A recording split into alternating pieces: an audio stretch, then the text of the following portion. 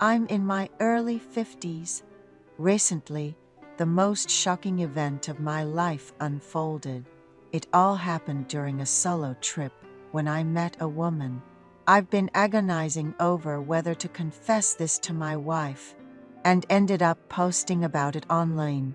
I met my wife in college, where we were both members of the same club.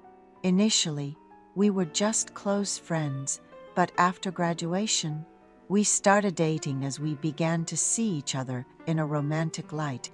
My wife is incredibly diligent and kind-hearted. She's the second of 3 sisters, and by far the most hardworking among them. Even after having 2 kids, she managed to work 3 jobs, which I found utterly impressive. Despite my urging her to take it easy, she was adamant about saving for our retirement, even if it meant cutting back on sleep. Honestly, I'm worn out from working. I've been doing IT work for years, with no weekends off, and it's been overwhelming. I find comfort in talking to my wife more than hanging out with friends. Gradually, I've come to rely on her, pouring out my work-related grievances to her. She's always been my rock, comforting me by saying, "If it's too hard, just quit. I'm earning too, you know." Her words felt sincere, and they gave me the strength to keep going. Our kids have grown up to be incredibly smart and independent, especially the eldest, who started enjoying their university life this year. I'm currently a team leader at my company, with retirement on the horizon. Thankfully, the company offers college tuition support, so that's a relief. We just need to cover the youngest's tuition, and my wife has been working lightly. We've paid off our apartment loan and even bought a new car. For over 20 years, we've both been working, and our kids would save up their allowance to buy us gifts on our birthdays and occasionally clothes.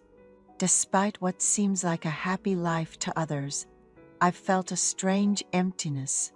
I became interested in hiking after a conversation with a colleague about how the warmer weather has made it a popular activity, even for day trips. A quick search on a major portal site confirmed that there are indeed day trips available, and they weren't expensive. There's a mountain I've always wanted to visit, but it's a 3-hour drive, so I hesitated. Fortunately, there was a bus service heading there, so I took a day off work and booked the trip. I headed to the bus terminal early in the morning, took a tour bus to the mountain, and returned on time as scheduled. I told my wife I was taking a day off work to go hiking and pulled out my hiking backpack. She lightly tousled my hair and packed me water, cucumbers, and sandwiches. I left quietly before the kids woke up and caught the bus. The destination, a mountain name, was displayed on the front of the tourist bus, and I found a seat in the back.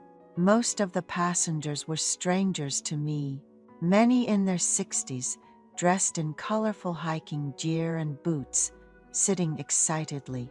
A man in his early 30s sat next to me. We exchanged brief glances before I gazed out the window and fell asleep. This was my first trip taken just for myself. Upon reaching the mountain's base, I had been hiking for a while when someone called out to me, "Excuse me, I'm suddenly feeling weak. Do you have any candy or chocolate?" It was someone I had seen on the bus, older than me, apparently hiking alone. I quickly found 2 chocolates in my pocket and handed them to her. She thanked me profusely after a while, saying she felt better, likely avoiding a hypoglycemic shock. We continued climbing slowly. About 30 minutes later, she asked if I minded her joining me. I had wanted to hike alone and enjoy nature, but I couldn't refuse, so we hiked together. She told me she had been coming to this mountain for 5 years, knowing an easy trail and guiding me through it. At the summit, while I ate the cucumbers and sandwich, she offered me an iced Americano. I thanked her and asked about her earlier condition. She admitted that she would have been in trouble without me, having missed her insulin shot in a rush to catch the bus, and forgetting to bring candy due to changing clothes. She thanked me repeatedly, revealing she had severe diabetes requiring daily insulin injections. Looking at her, I thought she had aged gracefully, her quiet demeanor and actions endearing. She suggested hiking together again, knowing many great mountains.